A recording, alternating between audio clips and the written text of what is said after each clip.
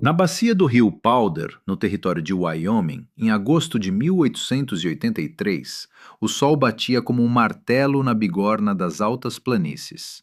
Mas o vento já sussurrava sobre o inverno que se aproximava. Esse vento implacável e árido varria o terreno, roubando a umidade dos lábios de cada homem.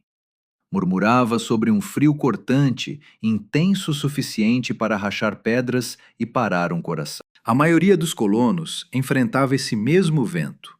Construíam suas casas com pinheiro, lodgepole, selavam as frestas com barro e musgo e empilhavam lenha bem alta para se preparar para o ataque iminente. Klaus Richter, ao contrário, não construía para cima, ele escavava para baixo.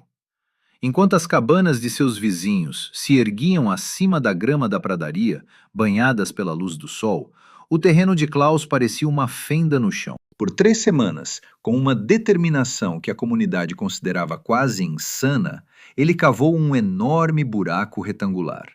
Media aproximadamente 12 metros de comprimento e 6 metros de largura. Seus ombros, largos por anos de cantaria em sua terra natal, trabalhavam sob cargas de solo argiloso pesado. Ele não estava preparando uma fundação nivelada, estava abaixando toda a sua existência cerca de 1,2 metros abaixo do chão. Thomas Miller, que havia construído quase metade das construções em sua pequena vila, parou seu cavalo na borda do buraco. Um carpinteiro pragmático, sua reputação era tão sólida quanto as juntas em cauda de andorinha de suas cabanas. Ele tinha um profundo conhecimento de madeira, clima e cargas, mas isso o deixou perplexo. Seu rosto se contraiu em uma expressão de pura perplexidade. O que diabos você está construindo? O tom de Miller não era duro, mas carregava toda a força de sua experiência. Um túmulo para sua família inteira? Klaus parou, apoiado em sua pá, e limpou um filete de suor da testa com um antebraço sujo. Um homem de poucas palavras, seu inglês ainda carregava um forte sotaque bávaro. Ele olhou para a escavação, depois para o imenso céu vazio. Não, respondeu suavemente, mas resoluto. Não uma sepultura. Um refúgio. Miller balançou a cabeça lentamente, com pena. Um abrigo contra o quê? O céu? Você está apenas trazendo umidade e geada diretamente para o seu corpo. Isso é imprudente, Klaus. Tudo que aprendi sobre construção nesta terra diz que isso é um erro. Mas Klaus Richter não estava construindo de acordo com o conhecimento de Miller. Ele construía baseado em uma sabedoria mais profunda, memórias de adegas de pedra em sua terra natal. Aquelas adegas mantinham o frescor da terra durante os verões mais quentes e permaneciam acima do congelamento nos invernos mais rigorosos. Ele estava criando algo que não se opunha ao vento de Wyoming, mas sim se escondia dele.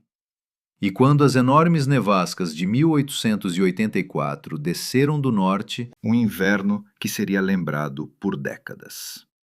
Esse buraco na terra, aparentemente tolo e parecido com um túmulo, acabaria sendo o lugar mais quente e seguro por mais de 160 quilômetros. A fronteira entre a vida e a morte seria determinada por apenas 1,2 metros de solo. Se isso te intriga, então inscreva-se no nosso canal para obter o conhecimento esquecido dos construtores da fronteira. Cada semana, examinamos um desses métodos notáveis, revelando a ciência por trás das histórias. Venha conosco e aprenda como as paisagens mais severas deram origem às maiores invenções. O ridículo, assim como o vento de Wyoming, começou como um murmúrio e se transformou em uma ventania persistente e gelada. O empreendimento de Klaus Richter se tornou uma estranheza local. Depois, um motivo de zombaria. Como imigrante alemão, ele era um forasteiro, e seu comportamento reservado era frequentemente interpretado como falta de inteligência. 2 anos antes, ele e sua esposa Anka haviam chegado carregando apenas um conjunto de ferramentas de alvenaria de pedra. Eles também tinham 2 crianças pequenas e uma riqueza de conhecimento que era totalmente inédita na fronteira americana. Na Baviera, o pai e o avô de Klaus não eram construtores de cabanas de troncos. Em vez disso, eram especialistas na construção do Keller, os porões profundos de paredes de pedra encontrados sob casas e cervejarias. Eles reconheciam que o solo não era inerte. Em vez disso, funcionava como um enorme reservatório térmico. A terra respirava com um ritmo lento e constante, liberando ar fresco no verão e um calor suave e duradouro durante o inverno. Enquanto outros percebiam apenas solo, Klaus reconhecia isso como isolamento. Outros viam o solo como uma fonte de frio que precisava ser combatida. Klaus, no entanto, o percebia como um grande e estável reservatório de calor, um aliado silencioso na luta contra o clima severo. Essa percepção era completamente estranha para indivíduos como Thomas Miller. A experiência de Miller era baseada em um conjunto diferente de princípios, adquiridos ao longo de 2 décadas erguendo edifícios nas planícies. Umidade, Klaus, ele argumentou, retornando ao local uma semana depois, sua voz passando de confusão para uma cautela urgente. Na primavera, o solo transpira, a água vai infiltrar por essas paredes. Dentro de 2 anos, suas vigas de piso vão apodrecer.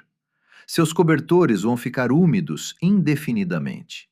Além disso, quando a geada profunda chegar, ela vai levantar o solo e fraturar sua fundação por baixo. Você está construindo uma armadilha. O raciocínio de Miller estava baseado em toda a sua experiência e parecia perfeitamente lógico. Um porão raso era uma área úmida e desagradável.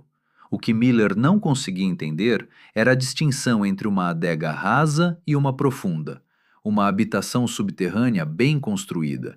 Para ele, era apenas um buraco. Para Klaus, era um refúgio. A pressão social aumentou no armazém geral da cidade mais próxima, um aglomerado empoeirado de edifícios que atendia às fazendas dispersas. A fofoca era implacável. Foi Jebediah Jeb Stone, um fazendeiro conhecido por sua risada estrondosa e opiniões diretas, quem batizou a estrutura. Você ouviu que Klaus Richter ainda está cavando, Jeb? Ecoou uma voz para os homens reunidos ao redor do fogão a lenha. Já descobriu o que ele está construindo? Ele fez uma pausa para dar ênfase dramática, um sorriso se alargando em seu rosto. É uma adega para raízes. Acho que ele está planejando criar uma família de batatas lá embaixo. O apelido pegou. Adega de Raízes do Richter. Era duramente desdenhoso, retratando Klaus não como um inovador, mas como alguém que não conseguia distinguir entre uma casa e um buraco para armazenar vegetais. A risada que explodiu após a declaração de Jeb cimentou o veredito da comunidade. Klaus Richter era considerado um tolo e sua família sofreria as consequências de sua loucura. Quando o inverno chegou, até as autoridades expressaram sua desaprovação. O Sr. Abernathy, o agente de terras do centro do condado, fez uma viagem dedicada à propriedade dos Richter. Ele era um homem governado por registros e regras, suas roupas formais contrastando fortemente com o couro e o jeans usados pelos colonos. Ele parou na borda da escavação, agora revestida de pedra, segurando um livro-razão debaixo do braço, sua expressão refletindo preocupação burocrática.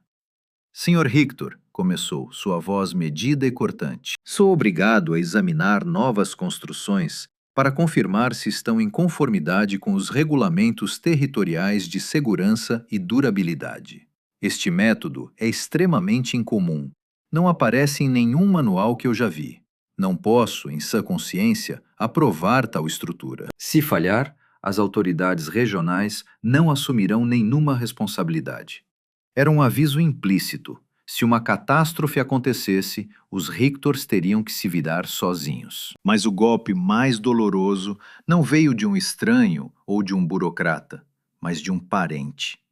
O irmão de Anke, Marcus Vogel, veio visitá-la, com o rosto marcado por uma profunda preocupação compassiva, que parecia pior do que uma zombaria direta. Ele puxou a irmã de lado enquanto Klaus trabalhava, falando em um tom baixo e sigiloso. Anka, isso está errado, ele implorou. Olhe só para isso. Parece que ele tem medo do céu. As pessoas estão falando, chamam sua casa de caixão. Isso faz você parecer casada com um tolo. Como você pode criar Elias e Lena em um buraco subterrâneo esta noite? Eventualmente, o peso de tudo esmagou Anki. As vaias da loja, a atitude condescendente do agente de terras e a piedade nos olhos de seu próprio irmão. Tornou-se demais para suportar em silêncio. As paredes da cabana, ainda apenas uma fundação de pedra afundada em um buraco, pareciam opressivas. É difícil ser o assunto da cidade, Klaus, ela disse, com a voz ligeiramente trêmula. O sol poente lançava longas sombras em seu abrigo improvisado, um tosco barraco perto do canteiro de obras. Seu filho Elias tentava imitar o pai, entalhando um pedaço de madeira com um canivete, enquanto a pequena Lena dormia em uma cama de campanha. Klaus fez uma pausa no trabalho, deixando de lado uma colher de pedreiro pesada de argamassa, aproximou-se e sentou-se ao lado dela, segurando suas mãos suavemente nas suas grandes e calejadas. Ele não ofereceu desculpas ou pedidos de perdão. Em vez disso, deu sua crença central. O vento pode roubar tudo o que toca, disse ele com um olhar firme e inabalável. Ele rouba o calor das toras, rouba o fôlego dos seus pulmões, e eu construo onde o vento não pode alcançar. Ele olhou para os filhos com a expressão suavizando. Não estou fazendo isso pela aprovação de Thomas Miller ou pelo conforto do seu irmão.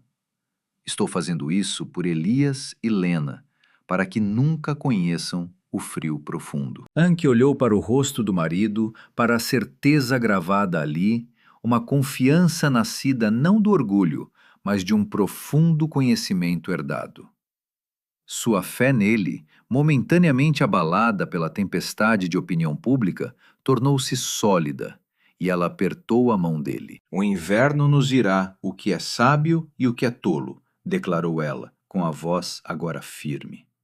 Era uma declaração de fé, uma linha traçada na areia. Sua família se opunha ao mundo, com o inverno que se aproximava como juiz final e imparcial.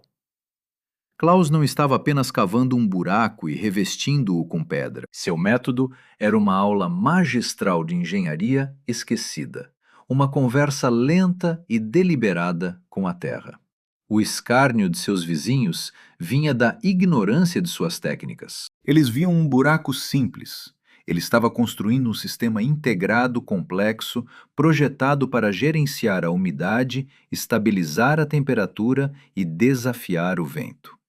Primeiro veio a fundação, que ia mais fundo do que o andar térreo. Ele cavou uma vala, outros 0,6 metros abaixo da linha de geada, e colocou uma base de enormes pedras planas. Isso garantiu que o solo sob sua casa nunca congelasse e se movesse, evitando exatamente as rachaduras que Thomas Miller havia previsto. Sobre essa base, ele começou a construir suas paredes subterrâneas. Não eram as pedras ásperas e mal empilhadas de uma parede de campo de fazendeiro. Este era o trabalho de um verdadeiro canteiro. Ele usava pedras e granito do campo, escolhidas por sua densidade e capacidade de reter temperatura. Cada pedra era selecionada, modelada com martelo e cinzel e encaixada com precisão meticulosa. Os espaços eram mínimos, preenchidos não com barro simples, mas com uma argamassa cuidadosamente preparada de argila, cal e areia. Esta argamassa servia a um propósito além de apenas unir. Ela agia como uma barreira contra a umidade. As paredes de pedra foram elevadas a uma altura de 1,2 metro, exatamente no nível do pasto adjacente. Essa estrutura de pedra funcionava como um acumulador de calor. Durante todo o verão, as paredes absorviam o frio do subsolo. O problema da umidade, que era a segunda prioridade de Miller, recebeu igual atenção. Antes de instalar as vigas, Klaus espalhou uma camada de 15 centímetros de cascalho grosso sobre todo o piso escavado. Isso formou uma barreira capilar, uma área onde a água subterrânea podia se acumular e escoar sem nunca entrar em contato com a estrutura de madeira da casa. O piso propriamente dito foi então construído sobre dormentes de madeira pesados, elevando-o 0,3 metro acima da camada de cascalho. Isso resultou em uma bolsa de ar que fornecia isolamento térmico extra e uma última defesa absoluta contra a umidade. Quem entrasse na cabana concluída pisaria em um assoalho de madeira tão seco quanto qualquer outro na região. Somente depois de terminar essa fortaleza subterrânea, Klaus começou a trabalhar com madeira serrada. As paredes de toras subiam a partir da base de alvenaria, mas sua altura era de apenas 1,2 metro. Esse design inteligente e econômico significava que ele precisava de menos de 50% da madeira em comparação com uma cabana padrão, resultando em uma economia substancial de trabalho e recursos. Essas paredes baixas ofereciam uma silhueta diminuta contra o vento constante de Wyoming. Enquanto as paredes de 2,4 metros de altura de Miller agiam como velas capturando toda a força de cada tempestade, a moradia de Klaus mal se estendia mais alto que a Artemisia. O vento fluía suavemente sobre a estrutura, sem conseguir agarrar ou empurrar seus tentáculos gelados pelas frestas para roubar o valioso calor do interior. A cobertura fornecia o elemento que faltava para completar o design. O telhado era um esqueleto de madeira levemente inclinado, robusto e bem reforçado, mas seu verdadeiro encanto vinha do material acima. Klaus instalou uma camada densa de grama colhida diretamente do pasto. A grama continuou a prosperar. Esse telhado verde era substancial, oferecendo excelente estabilidade e funcionava como uma barreira térmica excepcional. Durante o verão, a umidade dentro do gramado transpiraria, resfriando propositalmente a moradia. No inverno, a camada densa de raízes e terra, coberta por uma camada de neve, fornecia um nível de isolamento que nenhum telhado simples de telha ou tábua poderia igualar. Os princípios subjacentes eram simples, mas profundos. Uma casa de toras comum durante o inverno em Wyoming se tornava um recipiente solitário lutando para manter uma diferença de temperatura de 37,8 graus Celsius contra o ambiente externo. Se a temperatura interna era de 18,3 graus Celsius e a externa de menos 37,2 graus Celsius, então cada centímetro quadrado das paredes, teto e piso se transformava em uma zona de combate, onde o calor tentava desesperadamente fugir para uma extensão de frio. A moradia de Klaus Richter se destacava. 75% de sua superfície externa não entrava em contato com o ar, a menos 37,2 graus Celsius. Em vez disso, estava em contato com o solo, e o solo, a 1,2 metro abaixo da superfície, não estava a menos 37,2 graus Celsius. Ele mantinha uma temperatura constante e confiável de 10 graus Celsius. Sua moradia não estava lutando contra uma diferença de 37,8 graus Celsius. Em vez disso, contendia com uma mera diferença de 8,3 graus Celsius. O solo realizava quase todo o esforço. Essa era a perspectiva revolucionária que escapava a todos os outros. Eles o viam escondendo sua casa na origem do frio. Ele entendia que estava prendendo sua casa a uma fonte perene de calor. O solo não era um adversário, mas seu guardião, seu abrigo e seu mais poderoso aliado. Os colonos vizinhos buscavam impedir a entrada do frio, enquanto Klaus Richter se concentrava em reter o calor dentro de casa. Ao envolver sua moradia no abraço constante da terra, ele construiu um refúgio de eficácia quase inacreditável. O preço não foi medido em moeda, mas em esforço físico. Com as mãos, ele havia movido toneladas de terra e pedra, mas suas economias eram substanciais. Suas economias consistiam em metade da madeira, metade do material de isolamento e, como o inverno demonstraria, uma pequena porção da lenha. A moradia que ele construiu era mais do que um simples edifício. Era um elemento orgânico do terreno. Possuía a mesma resistência e permanência da terra.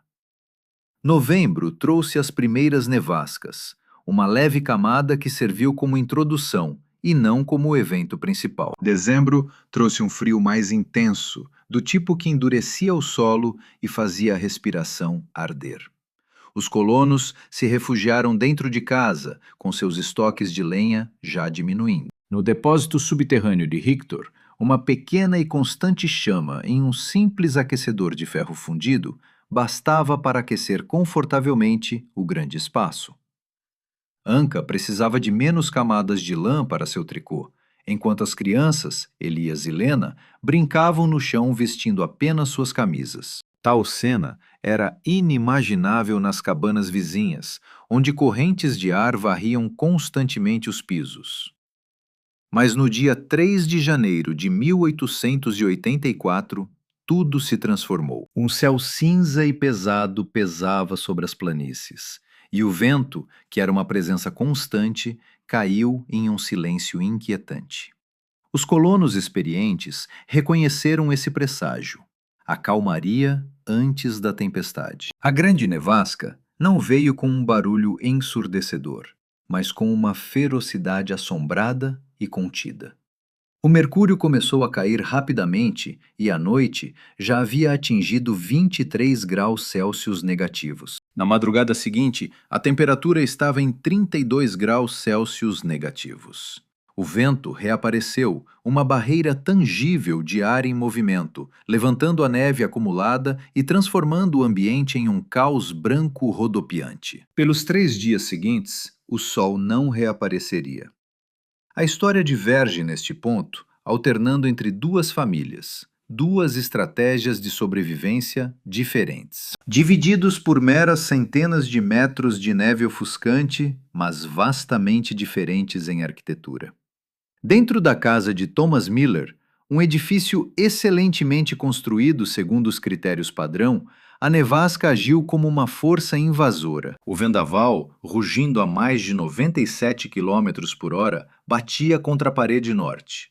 Ele descobria cada fissura minúscula, cada abertura ínfima no isolamento, e penetrava como correntes de ar cortantes. Do lado de fora, o termômetro marcava 37 graus Celsius negativos.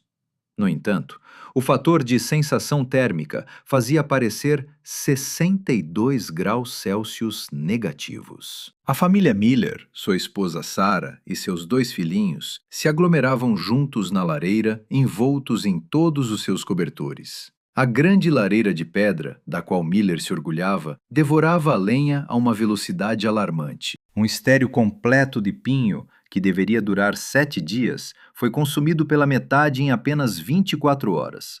O calor subia pela chaminé, levando todo o ar aquecido do ambiente consigo. As chamas eram uma criatura voraz, e a cabana servia como seu recinto. As seções distantes do espaço já haviam caído abaixo do ponto de congelamento. Um balde de água colocado a 3 metros da fonte de calor formou uma camada de gelo. Dentro da moradia subterrânea de Klaus Richter, a nevasca era apenas um sussurro distante. O único ruído era um zumbido suave, a ressonância da brisa se movendo pelo teto coberto de grama. Lá em cima, não havia correntes de ar. A atmosfera era imóvel e tranquila. O aquecedor metálico compacto irradiava um calor suave e constante, alimentado por apenas um pedaço de madeira a cada 2 horas. Anka ocupava sua cadeira de balanço enquanto tricotava, com uma lâmpada a parafina projetando um brilho âmbar aconchegante por todo o espaço. Elias estava cuidadosamente terminando seu pequeno pássaro esculpido, enquanto Lena dormia serenamente em seu berço sob um cobertor. Klaus examinou o termômetro que havia fixado na parede. Marcava 20 graus Celsius. Esse contraste não era pequeno, era um abismo. Enquanto seus vizinhos lutavam desesperadamente para sobreviver, sua própria casa permanecia tranquilamente em seu interior. No segundo dia, a situação na casa dos Miller se tornou crítica. O que no outono parecia uma imensa reserva de segurança havia se reduzido a um montinho patético. O frio estava tomando conta, ocupando todos os cantos da cabana, exceto uma pequena área de cerca de 1,8 metro ao redor da lareira. A tez de Sarah estava branca de terror, e seus dedos tremiam enquanto ela tentava restaurar um pouco de calor. Thomas Miller, aquele artesão autoconfiante que aconselhava e criticava os vizinhos, Agora estava consumido por um medo gelado. Esse terror não tinha relação com a geada externa. Era o horror da derrota. Ele havia construído uma prisão requintada e seus olhos pousaram no berço antigo guardado no canto. Ele o fizera de pinho sem nós para o filho mais velho. 16 anos antes, ele encarnava sua própria alma, uma representação tanto de sua habilidade quanto de seu afeto. Agora não passava de madeira seca. Com uma expressão de total desesperança, ele pegou seu machado e, com 3 golpes rápidos, quebrou o berço em pedaços. Ele ofereceu as elegantes armações esculpidas à mão às chamas famintas. A fumaça que subia levou consigo a lembrança do homem mais jovem e otimista que ele um dia foi. Esse gesto garantiu a eles mais 60 minutos de calor, uma barganha para sempre gravada em sua memória. A emergência chegou no 3º dia. Um som agudo de estilhaçamento ressoou por toda a propriedade dos Miller. Uma fissura se desenvolveu na alvenaria da chaminé devido à alta temperatura implacável. A fumaça começou a infiltrar-se no espaço de convivência. Agora o ambiente não era apenas perigosamente gelado, mas também perigosamente venenoso. Miller entendeu que não tinha alternativa. Eles não podiam ficar, porque permanecer significava enfrentar a morte por hipotermia ou asfixia. Sua arrogância, sua convicção, toda a sua perspectiva de vida haviam sido demolidas por 72 horas de gelada implacável. Apenas um destino restava. Envolvendo sua família em cada pedaço restante de lã e tecido de cânhamo, ele empurrou a entrada. A ventania arrancou-a de sua mão e a bateu contra a parede. Lá fora, a paisagem era uma catástrofe de nevasca. Ele prendeu sua família com uma corda e partiu na caminhada de 90 metros até o depósito subterrâneo de Rictor. Cada passo parecia uma luta. O vento roubava-lhe o ar e a geada infligia uma agonia tangível.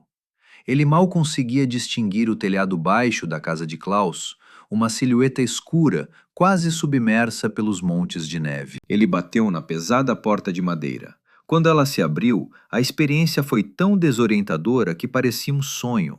Não era uma onda de calor comparável a um fogão, era um cobertor de calor pacífico, profundo e que envolvia tudo. Era como deixar o convés de um navio castigado por uma tempestade e entrar em um porto calmo e tranquilo. O ar estava parado. Ele avistou Anka Rictor, com expressão serena, fazendo sinal para sua família trêmula entrar. Ele viu as crianças brincando no chão, olhando para cima com rostos rosados e aconchegados. E então ele notou o artefato conclusivo que acabou com sua teimosia restante. Encostado na parede distante, a bons 6 metros do pequeno aquecedor, havia um balde de madeira com água. Nem mesmo uma película de gelo a cobria. Estava perfeitamente, inacreditavelmente líquida, e ele lembrou de seu próprio balde, um bloco de gelo sólido a apenas cerca de 1,8 metro do fogo ardente. Ele cambaleou para dentro, tirando o gorro e as luvas gelados. E a geada em sua jaqueta começou a derreter imediatamente, formando poças nas tábuas ressequidas. Ele olhou para Klaus, que apenas o observava com uma tolerância silenciosa e imparcial.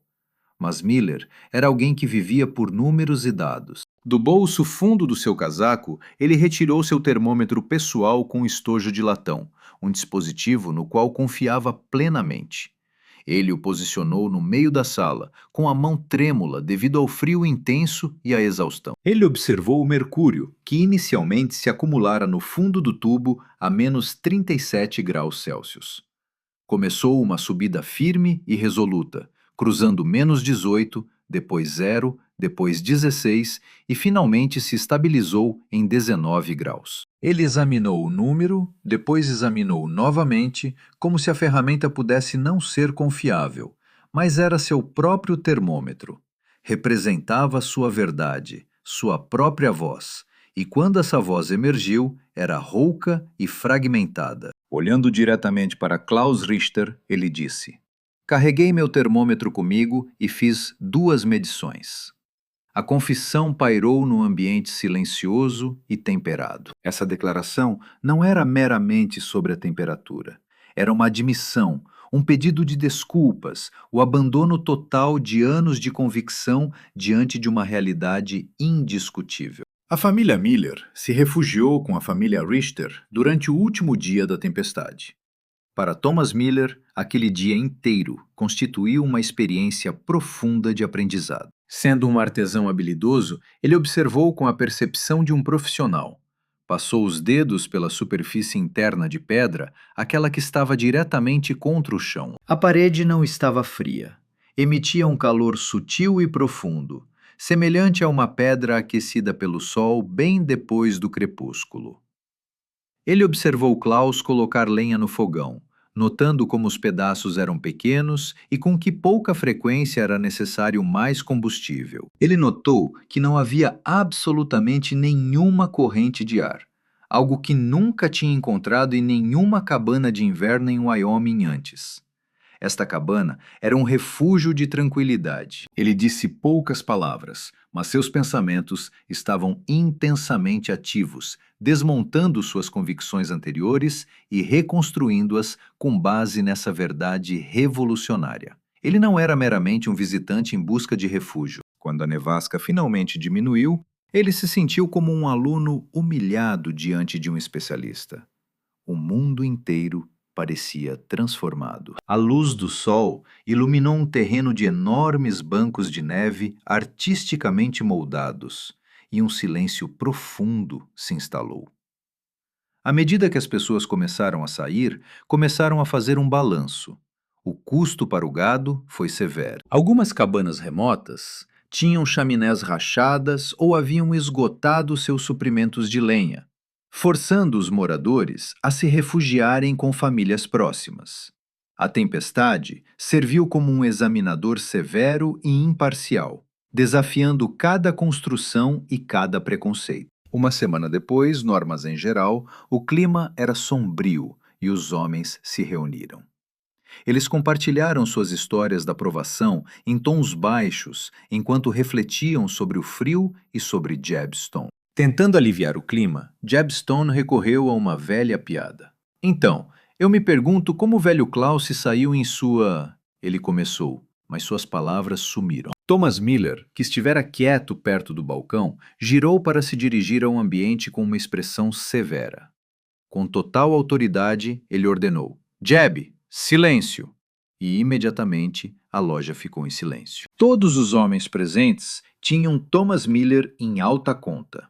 Sua opinião sobre construção era considerada absoluta. Eu cometi um erro, declarou Miller, seu tom distinto e composto alcançando cada parte do estabelecimento. A estrutura que Klaus Richter ergueu não é meramente um porão. É a habitação mais isolada e robusta de toda esta região. Ele permitiu que essa declaração fosse totalmente absorvida. Minha família e eu passamos a última noite da tempestade lá, na minha própria cabana. Aquela cabana, que eu mesmo construí, estava a 3 graus Celsius e enchendo-se de fumaça constantemente. Aquela temperatura era de 20 graus Celsius, usando apenas metade da lenha. Ele fez uma pausa, examinando cada rosto para confirmar que eles compreendiam o significado de suas palavras. Todos nós fomos ignorantes, zombando do único indivíduo que entendia como se comunicar com a terra em vez de apenas gritar com ela. Ele escolheu não enfrentar o inverno. Em vez disso, buscou a ajuda do solo. A vindicação foi completa e testemunhada por todos, e o ridículo cessou instantaneamente, dando lugar a uma admiração silenciosa, mas crescente. O apelido Adega do Richter passou a ser pronunciado apenas com reverência. Tornou-se conhecida como Casa Richter e depois Método Richter. Naquela primavera, 3 famílias que pretendiam construir novas fazendas foram até Klaus não com dúvidas, mas com modéstia, pedindo seus conselhos. Thomas Miller foi o primeiro deles. Em vez de demolir sua própria cabana, seguiu o conselho de Klaus e empreendeu a árdua tarefa de escavar uma adega profunda, revestida de pedra, bem debaixo dela. Sua intenção era incorporá-la à sua moradia atual para se beneficiar da estabilidade geotérmica que ele havia compreendido. Ele estava corrigindo seu erro anterior aplicando o conhecimento de outra pessoa. Durante os 10 anos seguintes, a aparência de casas com perfis baixos, barrancos de terra e telhados cobertos de grama tornou-se cada vez mais frequente em toda a bacia do rio Powder. O método Richter, alterado e refinado, evoluiu para uma nova linguagem arquitetônica para aqueles que reconheciam que a resistência nas planícies exigia sabedoria, não dominação. Esta foi uma transformação sutil, disseminada não por publicações ou diretrizes oficiais, mas pela experiência direta de um inverno quente e seguro. A invenção de Klaus Richter foi essencialmente um renascimento da sabedoria antiga. Por milênios, as pessoas conheciam a capacidade de isolamento da Terra. No entanto, durante o rápido crescimento ocidental, que enfatizava a madeira e a construção rápida, esse conhecimento foi abandonado. Ao transferir sua experiência europeia em cantaria para a América, Klaus resolveu o desafio do inverno na pradaria. Ele construiu um edifício que antecipou os conceitos das casas passivas contemporâneas e da arquitetura enterrada por cerca de 100 anos. Ele demonstrou que a tecnologia mais eficiente frequentemente opera em harmonia com a natureza e não contra ela. O grande conflito da fronteira era comumente retratado como a humanidade contra a natureza, uma luta contra as forças da natureza. No entanto, a lição mais profunda da Casa Richter era filosófica. O solo nunca foi adversário. O vento e o frio não eram forças do mal a serem vencidas, mas sim eventos naturais consistentes a serem compreendidos e adaptados. Aqueles pioneiros que consideravam a Terra apenas como uma superfície para a construção ignoravam sua oferta mais valiosa. Klaus Richter a via como uma companheira, um imenso e benevolente refúgio pronto para ser acolhido. Ele não se elevou acima das dificuldades da fronteira. Em vez disso, estabeleceu sua família no centro de sua resposta mais confiável. As fronteiras mais difíceis não homenageiam o indivíduo que luta contra a existência, mas sim aquele que a compreende. O maior insight nem sempre está localizado no topo do pico mais alto. Às vezes, está escondido bem debaixo dos pés. Esta narrativa transforma a forma como você percebe um pedaço comum de terra. Pedimos gentilmente que você curta o vídeo e se inscreva para ouvir mais histórias de brilhantismo ignorado. Compartilhe nos comentários o inverno mais severo que você já viveu. Obrigado por nos acompanhar nesta excursão pela história. Nossos agradecimentos. Aviso: esta história é uma recriação ficcional inspirada em métodos históricos reais de construção enterrada.